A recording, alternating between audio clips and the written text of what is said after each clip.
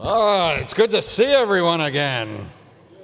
I've been away. I think a lot of people have been here over the summer, but for those of you who have not been here, welcome back.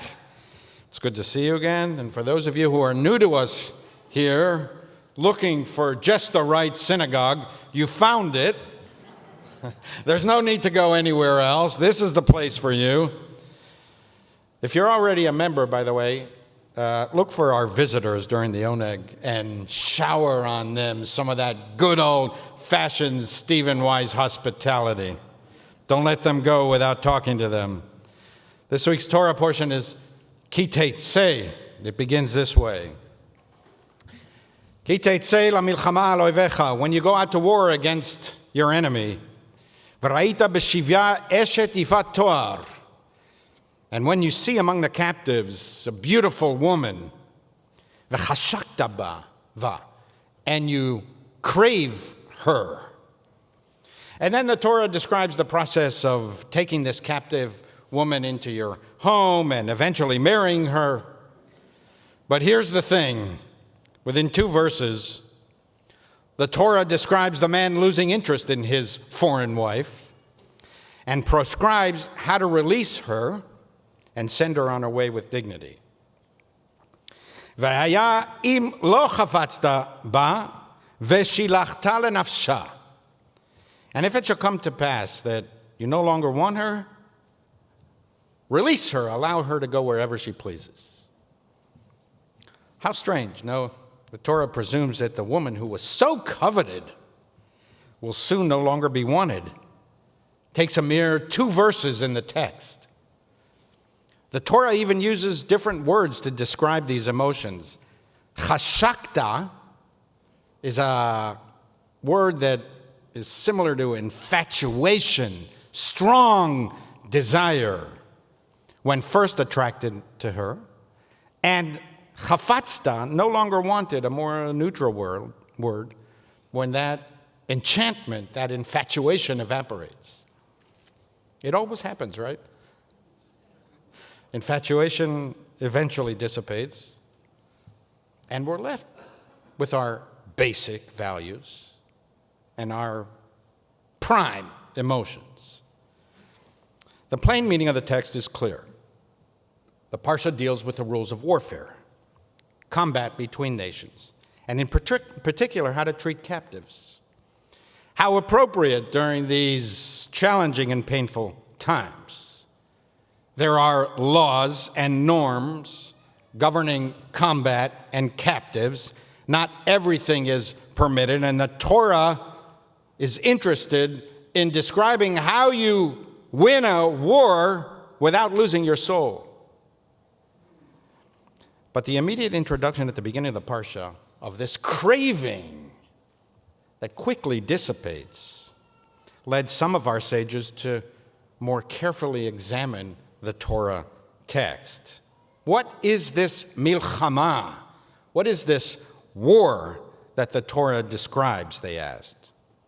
What kind of struggle would lead to the diminishment of such powerful passions so quickly? The key word is v'chashakta. Very hard to translate. It means something like strong, overwhelming, powerful desire. V'chashaktava. It connotes a kind of hard-to-control craving, an aching physical attraction.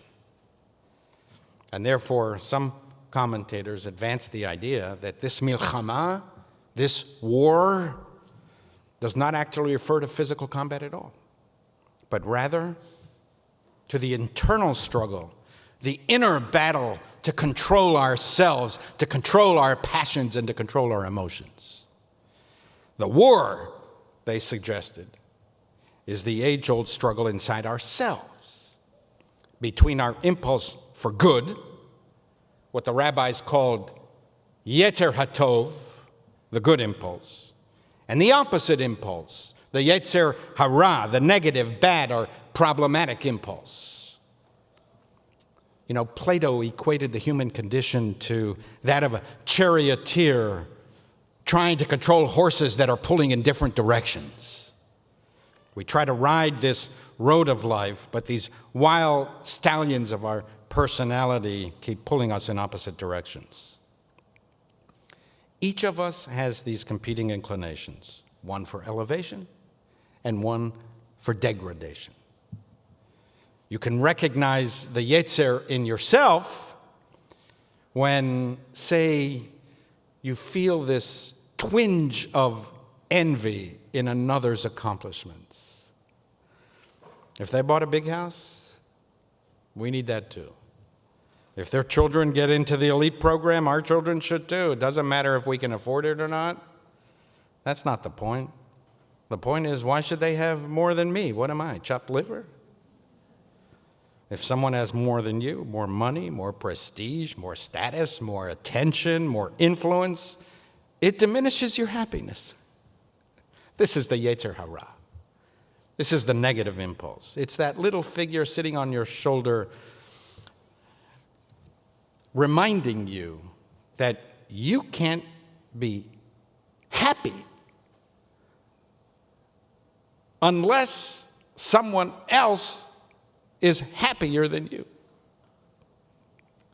It's that element in our personality that famed 20th century journalist and social commentator H.L. Mencken once described in this way: happiness is making $100 more than your wife's sister's husband.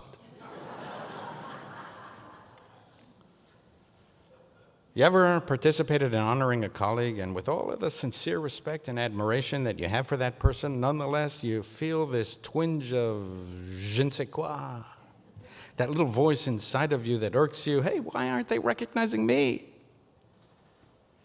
That little voice is what the rabbis call the Yetzer Hara, the problematic impulse. You ever been passed over for a job? Or stewed in your office while others take credit for the work that you've done? That's the Yetzer Hara, the problematic impulse. It's that part of our personality that considers any slight against me an offense of monumental proportions, but real disrespect of others is trivial in our eyes. It's what Mel Brooks meant when he said, tragedy is when I cut my finger. Comedy is when you fall into an open sewer and die. But Jewish sages realize that we are who we are, in part, because of the Yetzer. This impulse of dominance, ego, control, envy, selfishness. The point, according to the rabbis, was not to deny the Yetzer or to be resigned to it either. What can I do? The devil made me do it. Our task, say the sages, is to master this impulse and to use it for good purposes. Rabbi Nachman said, if it were not for the evil impulse, no person would build a house, take a wife, or have children. I see some great kids here. What he meant was, if it wasn't for this Yetzer, this problematic impulse, this desire to see our name in lights, no one would become a star. A star in the movies, on stage, in the lab, in public leadership, in the courthouse, in the academy, in the workplace. Few people would get married, according to Rabbi Nachman, or have children if they didn't have this impulse of v'chashaktava, this overwhelming physical allure for another. The desire for recognition, our ego, pushes us to succeed. Jews believe that for practically all of us, there's no such thing as pure and utter selflessness. Human beings were not designed that way. We enter the world yapping and shrieking for attention. Babies are attention-sucking machines. That's who we are from the moment of birth. and we never really change. We want to be respected, recognized, and honored. So we need this Yetzer to be fully human and to be optimally productive, to maximize our potential.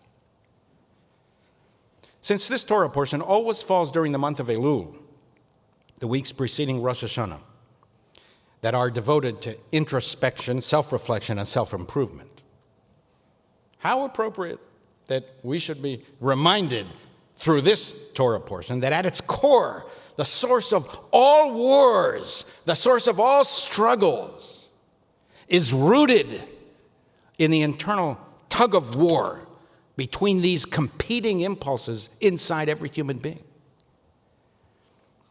As Ecclesiastes wrote, such a twisted thing cannot be made straight, a lack that cannot be made good. But we can work on ourselves. It's what the month of Elul and the high holy days are about. And fortunately, the sages not only describe the problem, they also proscribe the solution. The Talmud states, the Holy One spoke unto Israel, my children, I created the evil impulse. That's an interesting philosophical question. We should take a class on that. Tell me you want to study that, and we'll spend a few hours studying that. Why did God create the evil impulse in the first place? My children, I created the evil impulse, but you know what the antidote is? Want to take a guess? Nobody? All these scholars here? But I also created the Torah as its antidote. If you occupy yourselves with Torah, you will not be delivered into the hands of the Yetzer Hara, the evil impulse. The school of Rabbi Ishmael taught, if this Yetzer, if this repulsive wretch meets you, drag him into the house of study. It's a classic Jewish approach. What's the method to deal with our daily struggles, to be good and to control ourselves despite ourselves? Study and reflection that lead to self-mastery. When we encounter the greatest minds in human history through study, we understand that we're not alone, that all human beings struggle with the same things that we struggle with. And we learn that we can master our straying hearts and our self-absorbed ego by understanding how others have done it. We do not wish to eliminate our pursuit of material resources. Poverty is not a virtue in Judaism. But we seek to find balance between prosperity and charity. We do not seek to eliminate our physical attraction to others, but we seek to master them and to channel them into productive and enduring relationships. Eat, enjoy, but don't be a glutton. Drink, but don't be a drunk. Be ambitious, but don't be an egomaniac. Influence, but don't be an authoritarian. Lead, but don't be a tyrant. Judaism insists that biology is not destiny. If one desires to turn himself to the path of the good and the righteous, the choice is his, Maimonides wrote. Should he desire to turn to the path of evil and be wicked, the choice is his. The devil made me do it is no excuse in Judaism. Rabbi Yisrael Kagan, better known as the Chafetz Chaim, he lived to the ripe age of 95. When he was already very old, he was asked how he managed still to get up so early every day. And he responded, when I wake up, I tell myself that my Yetzer is also very old as old as I am, and he has already arisen. And so must I. When we master our impulses, we will have broken the chains of enslavement to the idolatries of society, and then, and only then, will we be truly free. The Talmud contains this profound passage. One day, the Holy One will bring the evil inclination before the righteous and the wicked. To the righteous, it'll have the appearance of a towering hill. And to the wicked, it will have the appearance of a strand of hair. Both the righteous and the wicked shall weep. The righteous will weep, saying, how were we able to overcome such a towering hill? And the wicked will weep, saying, how is it that we were unable to overcome this strand of hair? Shabbat Shalom and Shana Tova to you. May this year be a good year, a year of more peace, more understanding, and greater tranquility.